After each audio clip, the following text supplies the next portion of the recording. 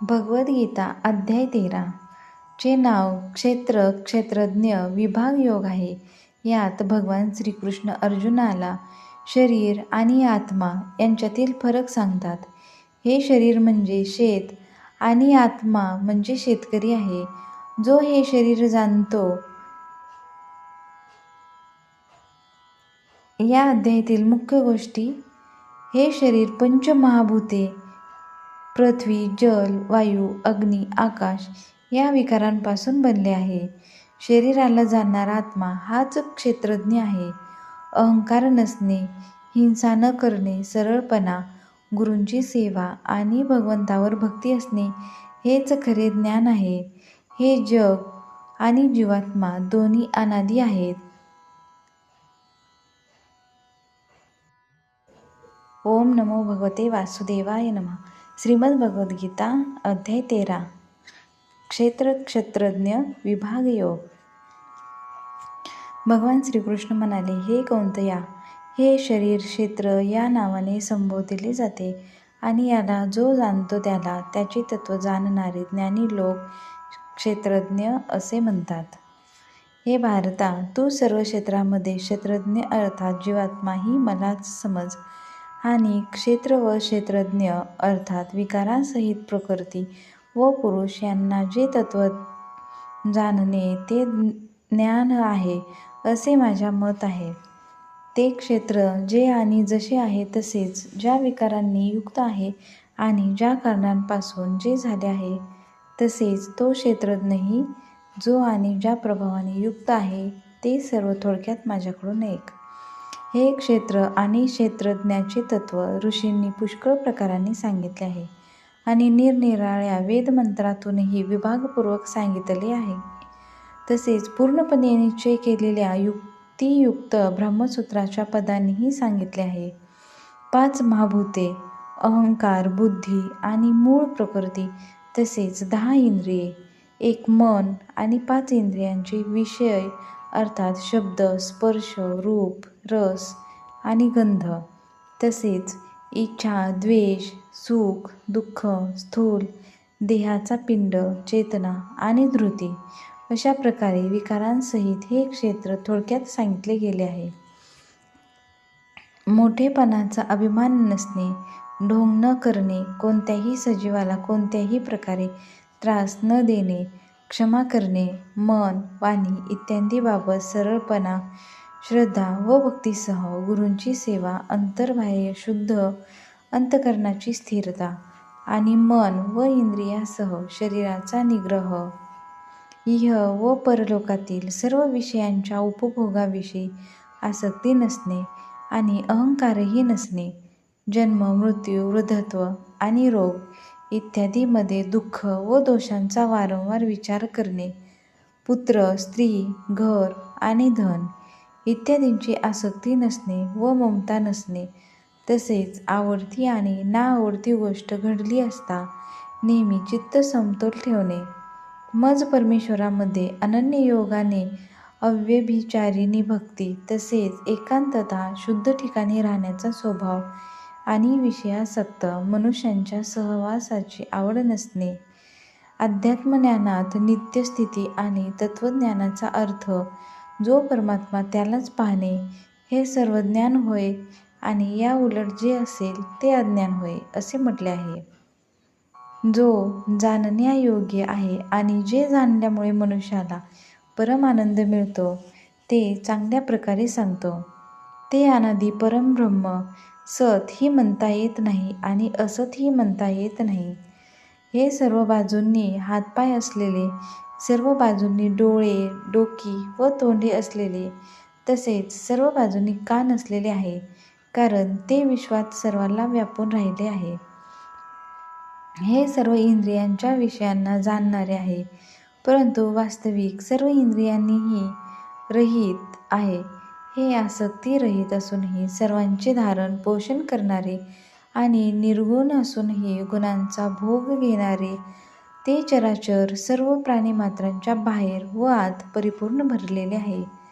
तसेच चर आणि आचरही तेच आहे आणि ते सूक्ष्म असल्यामुळे कळण्याजोगे नाही, तसेच अतिशय जवळ आणि दूरही असलेले तेच आहे. तो परमात्मा विभागरहित एकरूप असा आकाशासारखा परिपूर्ण असूनही चराचर संपूर्ण भूतांमध्ये वेगवेगळा असल्यासारखा भासत आहे. तसाच तो जाणण्याजोगा परमात्मा विष्णू रूपाने भूतांचे धारण पोषण करणारा, रुद्र रूपाने संहार करणारा आणि ब्रह्मदेव रूपाने सर्वांना उत्पन्न करणारा आहे. ते परब्रह्म, ज्योतींची ज्योत आणि मायेच्या अत्यंत पलीकडे म्हटले जाते. तो परमात्मा ज्ञानस्वरूप जाणण्यास योग्य आणि तत्त्वज्ञानाने प्राप्त होण्याजोगा आहे. तसेच सर्वांच्या हृदयात विशेष रूपाने राहिलेला आहे. अशा प्रकारे क्षेत्र तसेच ज्ञान आणि जाणण्याजोगे परमात्म्याचे स्वरूप थोडक्यात सांगितले. माझा भक्त हे तत्वता जाणून माझ्या स्वरूपाला प्राप्त होतो. प्रकृती आणि पुरुष हे दोन्हीही अनादी आहेत असे तू समज आणि राग, द्वेषादी विकार तसेच त्रिगुणात्मक सर्व पदार्थ हे प्रकृतीपासूनच उत्पन्न झालेले आहेत असे समज. कार्य व करण यांच्या उत्पत्तीचे कारण प्रकृती म्हटली जाते आणि जीवात्मा सुखदुःखाच्या भोगण्याला कारण म्हटला जातो. प्रकृतीत राहिलेला पुरुष प्रकृतीपासून उत्पन्न झालेल्या त्रिगुणात्मक पदार्थांना भोगतो आणि या गुणांची संगतीच या जीवात्म्याला बऱ्या वाईट योनीत जन्म मिळवण्याला कारण आहे. या देहात असलेला आत्मा वास्तविक परमात्माच आहे. तोच साक्षी असल्यामुळे उपद्रष्टा आणि खरी संमती देणारा असल्याने अनुमंता, सर्वांचे धारण पोषण करणारा म्हणून भरता, जीवरूपाने भोगता, ब्रह्मदेव इत्यादीचाही स्वामी असल्याने महेश्वर आणि शुद्ध सच्चिदानंदघन असल्यामुळे परमात्मा म्हटला जातो. अशा रीतीने पुरुषाला आणि गुणांसहित प्रकृतीला जो मनुष्य तत्वता जाणतो तो सर्व प्रकारे कर्तव्य कर्मे करीत असला तरी पुन्हा जन्माला येत नाही. त्या परमात्म्याला काही जण शुद्ध झालेल्या सूक्ष्म बुद्धीने ध्यानाच्या योगाने हृदयात पाहतात, दुसरे काही जण ज्ञानयोगाच्या द्वारे आणि इतर कितीतरी लोक कर्मयोगाच्या द्वारा पाहतात, म्हणजेच प्राप्त करून घेतात. परंतु याखेरीज इतर अर्थात मंदबुद्धीचे पुरुष आहेत, ते अशा प्रकारे न जाणणारे असतात. ते दुसऱ्यांकडून म्हणजेच तत्त्वज्ञानी पुरुषांकडून ऐकूनच तदनुसार उपासना करतात आणि ते ऐकलेले प्रमाण मानणारे पुरुषसुद्धा मृत्यूरूप संसारसागर खात्रीने तरून जातात. हे भरतवर्षा, जेवढे म्हणून स्थावर जंगम प्राणी उत्पन्न होतात ते सर्व क्षेत्र व क्षेत्रज्ञ यांच्या संयोगानेच उत्पन्न होतात असे तू जाण.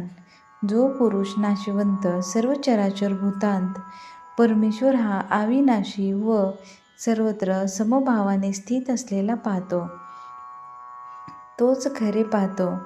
कारण जो पुरुष सर्वांमध्ये समरूपाने असलेल्या परमेश्वराला समान पाहून आपणच आपला नाश करून घेत नाही, त्यामुळे तो परमगतीला जातो. आणि जो पुरुष सर्व कर्मे सर्व प्रकारे प्रकृतीकडून केली जाणारी आहेत असे पाहतो आणि आत्मा अकर्ता आहे असे पाहतो, तोच खरा पाहतो. ज्या क्षणी हा पुरुष भूतांचे निरनिराळे भाव एका परमात्म्यातच असलेले आणि त्या परमात्म्यापासूनच सर्व भूतांचा विस्तार आहे असे पाहतो, त्याच क्षणी तो सच्चिदानंदघन ब्रह्माला प्राप्त होतो. हे कौंतया, हा अविनाशी परमात्मा अनादी आणि निर्गुण असल्यामुळे शरीरात राहत असूनही वास्तविक तो काहीही करीत नाही आणि लिप्त होत नाही. ज्याप्रमाणे सर्वत्र व्यापलेले आकाश सूक्ष्म असल्याकारणे लिप्त होत नाही, त्याचप्रमाणे देहात सर्वत्र व्यापून असलेला आत्मा निर्गुण असल्याकारणाने देहाच्या गुणांनी लिप्त होत नाही. हे भारता, ज्याप्रमाणे एकच सूर्य या संपूर्ण ब्रह्मांडाला प्रकाशित करतो, त्याचप्रमाणे एकच आत्मा संपूर्ण क्षेत्राला प्रकाशित करतो. अशा प्रकारे क्षेत्र व क्षेत्रज्ञ यातील भेद तसेच कार्यासह प्रकृतीपासून मुक्त होण्याचा मार्ग ज्ञानदृष्टीने जे पुरुष तत्वता जाणतात हे महात्मे परब्रह्म परमात्म्याला प्राप्त होतात. ओम हे परम सत्य आहे. याप्रमाणे श्रीमद्भगवद्गीतारूपी उपनिषद तथा ब्रह्मविद्या आणि योगशास्त्राविषयी श्रीकृष्ण आणि अर्जुन यांच्या संवादातील क्षेत्रज्ञ विभाग योग नावाचा हा 13वा अध्याय समाप्त झाला.